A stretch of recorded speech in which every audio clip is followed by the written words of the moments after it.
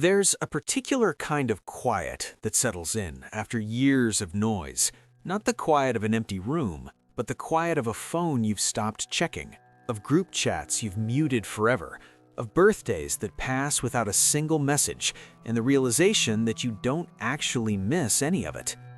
Meet Sarah, a 31-year-old graphic designer who, on a Tuesday morning in March, deleted every social media account, changed her phone number, and moved to a new city, all without telling a single person.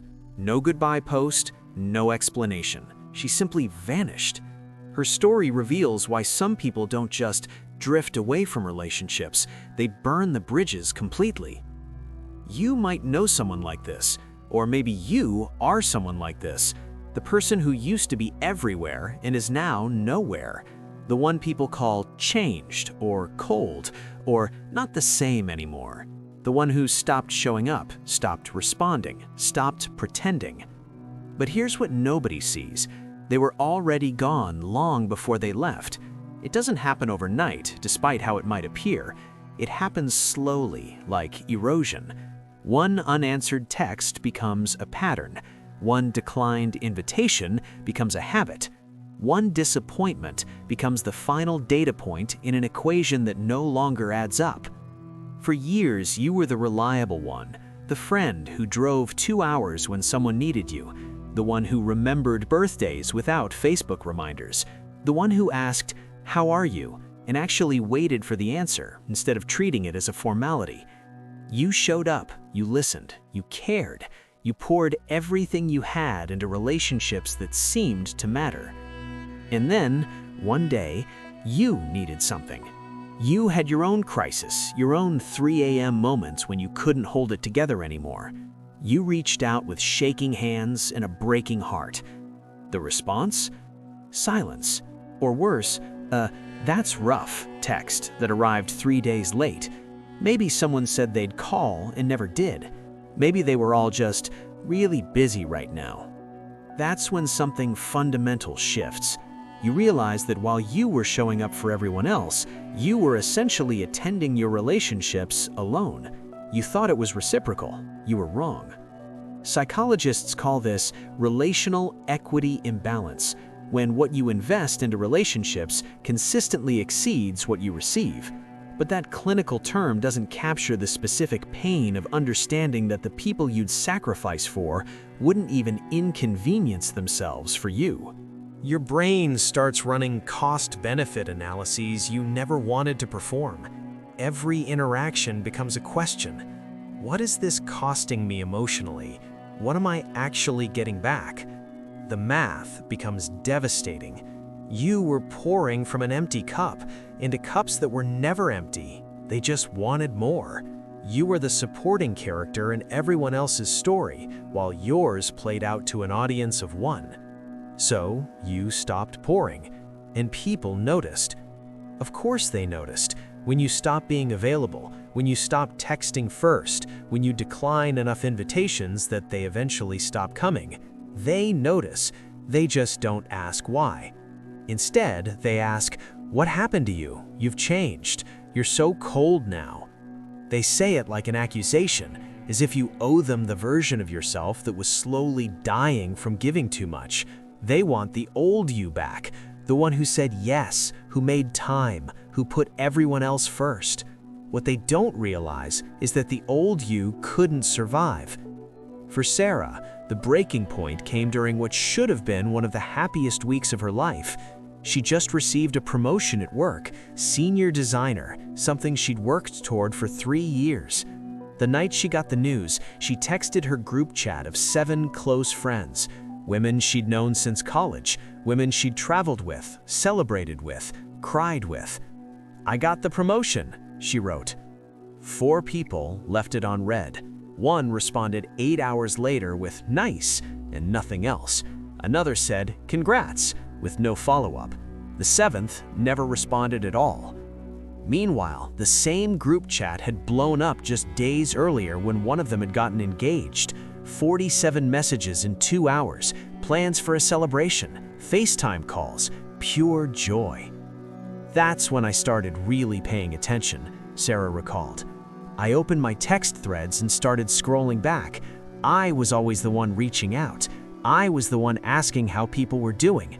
And when I shared good news, crickets. When I was struggling, nothing. 2 weeks later was her birthday. Sarah didn't post about it on social media. She'd been pulling back from posting anyway. But her birthday was in the group chat calendar. They'd celebrated everyone else's birthdays that year with dinner reservations and thoughtful messages. Sarah's birthday arrived. The group chat was silent. By 8 p.m., she'd received 3 texts total: her parents, her younger brother, and an auto-generated message from her dental office. She sat on her couch, phone in hand, and something inside her just broke. Not in a dramatic sobbing way, more like a light switching off. I realized I'd been holding on to these friendships, not because they were real, but because I was afraid of what it meant if they weren't, she said. I'd known these women for 10 years. If they didn't actually care about me, what did that say about my judgment, about me?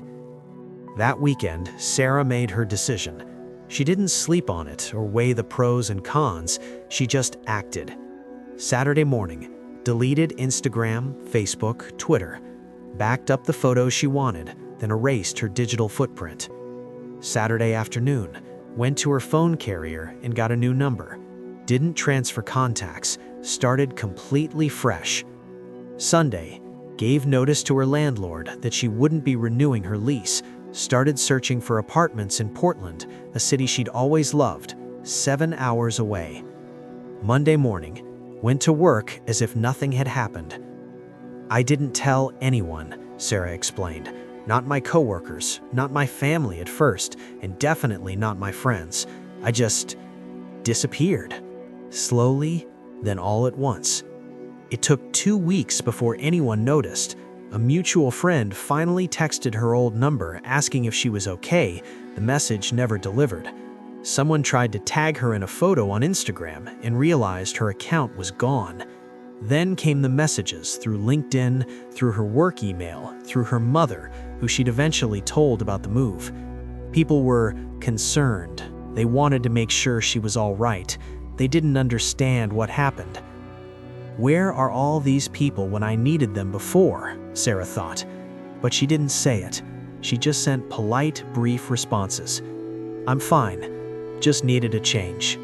Today, Sarah lives in Portland. She has a small circle of friends, 3 people she's met through a climbing gym and a local book club.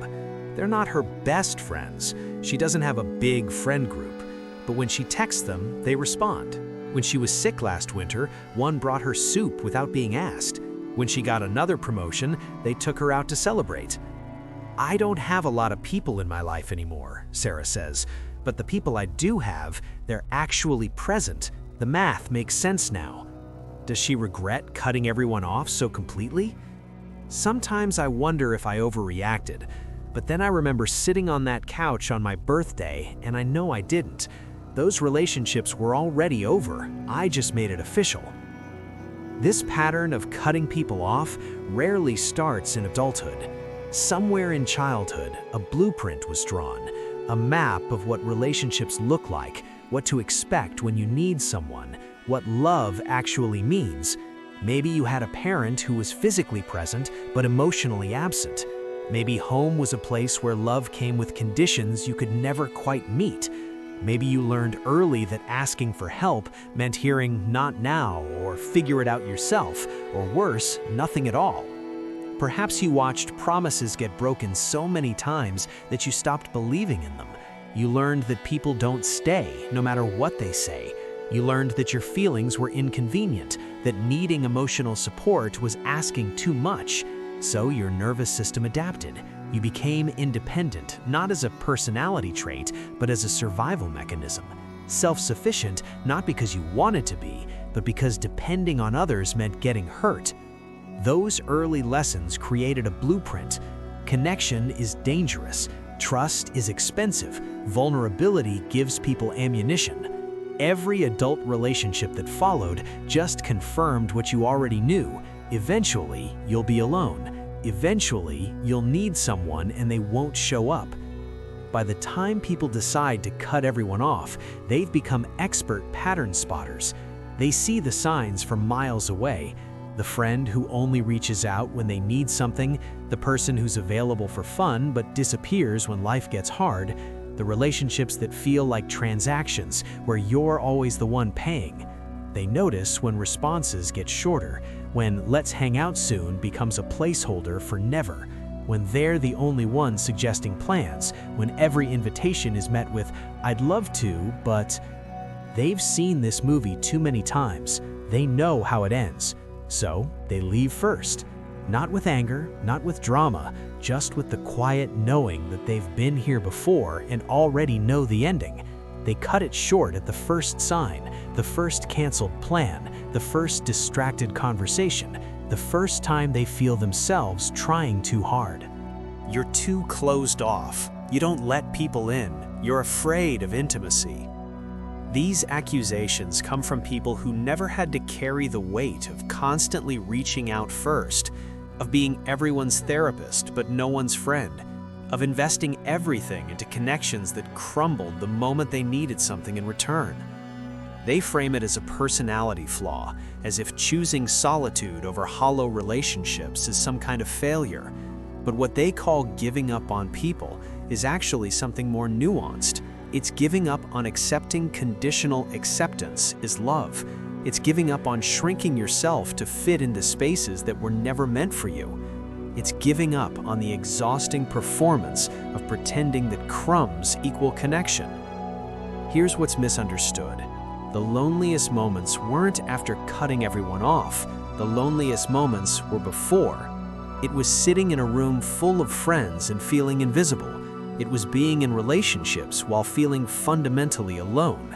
It was the gap between what connection was supposed to feel like and what it actually felt like. Always giving, rarely receiving, constantly performing, never quite enough. The physical isolation didn't create the loneliness, it just stopped pretending the loneliness wasn't already there. When you cut people off, you're not running away, you're standing still, finally, in a space where no one can leave you because you're the only one there, where your worth isn't determined by who stays or who goes, where the silence isn't empty, it's full of the peace you never had when surrounded by people who never really saw you at all. People who cut everyone off aren't cold, they're clear. They've done the math, seen the patterns, learned the lessons. They've stopped accepting relationships where they do all the emotional labor, all the reaching out, all the caring. They're not building walls, they're building boundaries. Walls keep everyone out indiscriminately. Boundaries keep the wrong people out and give the right people, if they ever show up, a chance to matter. After enough years of only the wrong people showing up, the boundary starts to look like a wall. Maybe it is. Maybe that's what survival looks like when you've been burned enough times. This isn't about hating people, it's about loving yourself enough to stop accepting crumbs and calling it a feast.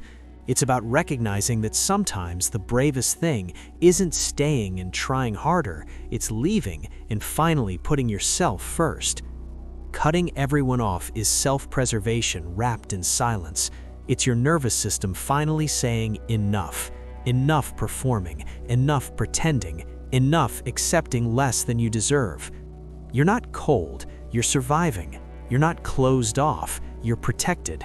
You're not giving up on connection, you're refusing to accept the broken version of it that's been offered to you repeatedly. Maybe one day you'll try again. Maybe you'll meet people who make connection feel safe instead of terrifying. Maybe you'll find people who show up without having to be begged. But right now, you're in the quiet, in the space you cleared by cutting away everything that was slowly killing you. It's not the ending people wanted for you, but it's the one that's keeping you whole. And maybe for the first time in your life, you're finally free.